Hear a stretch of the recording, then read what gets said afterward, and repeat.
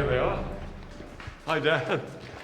I had no idea where you were. No idea at all. We could see you. You sure you hit me? Absolutely.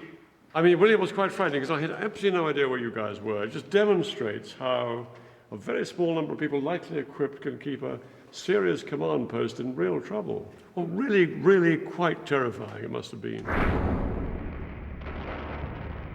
You don't see them at all. They have established themselves in houses and cellars and are firing on all sides, including from our rear. Barbarians. They use gangster methods.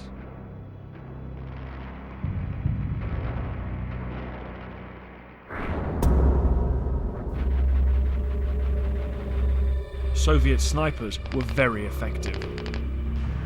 The German troops knew that if they broke cover, they risked being shot.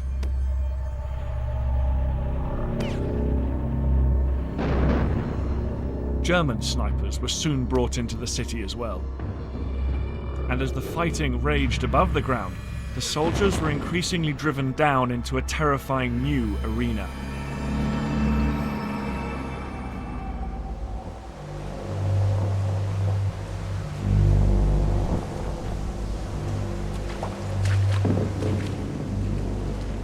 Troops on both sides began to fight underground.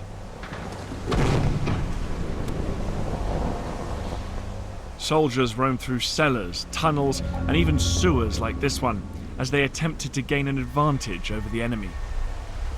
The German soldiers soon had a new name for this kind of fighting. They called it Rattenkrieg, War of the Rats. It was fighting of an intensity and terror unlike anything the soldiers had experienced before. It's hot, it's filthy, and it's stinking. And of course they knew that anywhere in the darkness, the enemy could be waiting for them.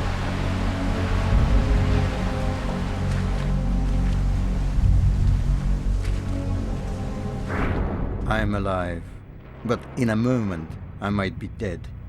You can get killed any second here. The fighting is very heavy, and so many people have been killed. Corpses lie on the ground, and it's dreadful to look. Our poor soldiers and Germans lie there rotting unwanted. Tanks drive over dead bodies as if they were logs of wood. The tanks are all covered in blood. It's a horror to see.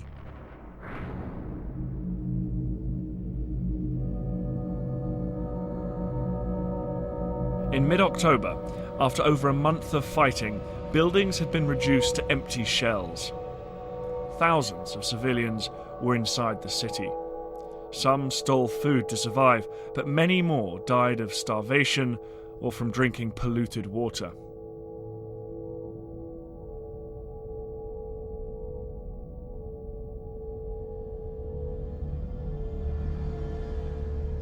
Alongside them in the ruins were tens of thousands of soldiers also struggling to survive.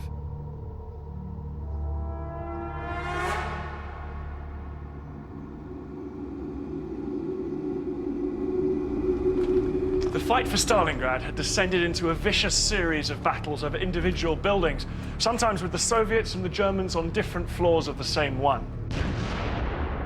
Troops could spend days trapped in a single room. In all the chaos, any sign of a clear front line simply vanished. But despite the tenacious Soviet defense, the Germans were increasing their stranglehold on the city. The landing stage, where vital Russian supplies were brought across the river Volga, remained under heavy German fire. And fighting continued to rage for control of the city's highest point, Mamayev Kurgan. It had now changed hands several times, without either side establishing control. After 6 weeks of fighting, the German forces had managed to gain control of much of the shattered city. The Soviets only had this narrow strip of land, but somehow they were clinging on. Hitler was becoming increasingly impatient and demanded Paulus launch a decisive blow, this time on Stalingrad's industrial heart, the factories in the north of the city.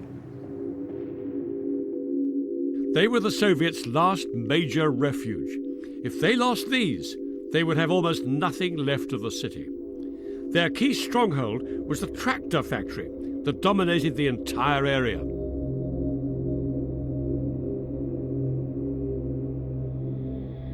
The factory had been converted to tank production to support the war effort, and despite the battle raging around it, tanks continued to roll out through its gates.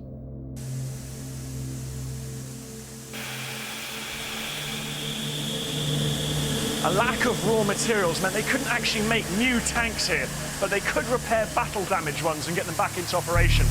Sometimes they were driven straight out into combat by the factory workers themselves.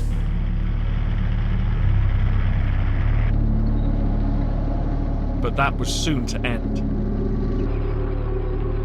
On October the 14th, the attack on the factories began.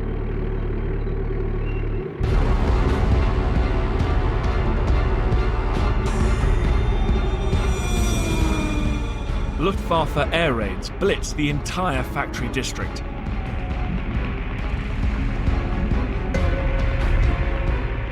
Planes flew 3,000 sorties a day, even more than in the original blitz on the city 7 weeks earlier.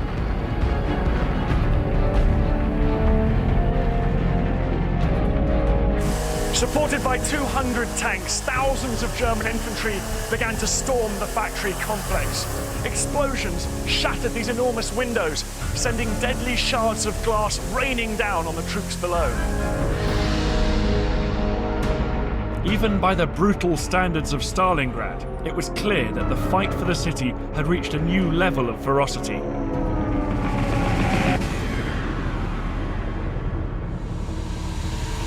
"8,000 Soviet commandos tried to defend the factory, but soon the walls were covered with blood. Over half of them were killed or wounded, including their commander. He was buried alive up to his neck in rubble when his command post received a direct hit. He was rescued a few hours later, but he collapsed in shock when he tried to tell General Chuikov what had happened. With the resistance in the factories crumbling, Chuikov realized that even he would now have to retreat. The German advance through the factory district forced Chuikov to pull his headquarters back here to the bank of the Volga. He was suffering severe casualties. More than a quarter of all his men had been killed or wounded since the attacks on the factories began. Units which had come to Stalingrad with 7,000 or 8,000 men were now down to a few hundred survivors. The Soviets were once again staring defeat in the face.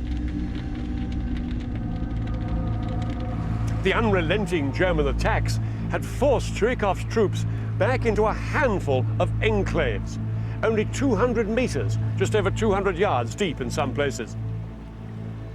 One up here in the north. Another toehold in the factory area. And the larger area further south. Chuikov had lost 90% of Stalingrad, but still refused to admit defeat.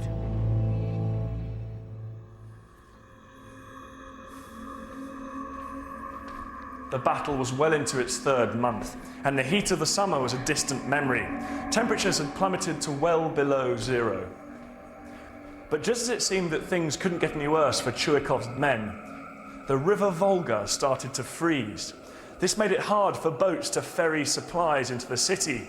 The men were cold, hungry, exhausted, and running out of ammunition. Everyone has lost the belief that we will hold Stalingrad. No, it's clear. We will not be victorious. Our poor motherland, you have been crippled and dropped into the abyss.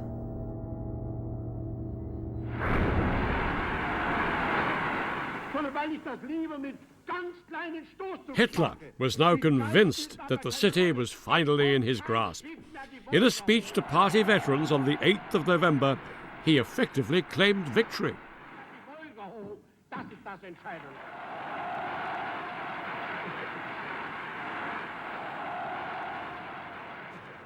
But the Germans were in for a dreadful shock, because while Hitler was obsessed with the fighting in the city, Stalin's high command had been planning a bold offensive that would change the course of the whole battle.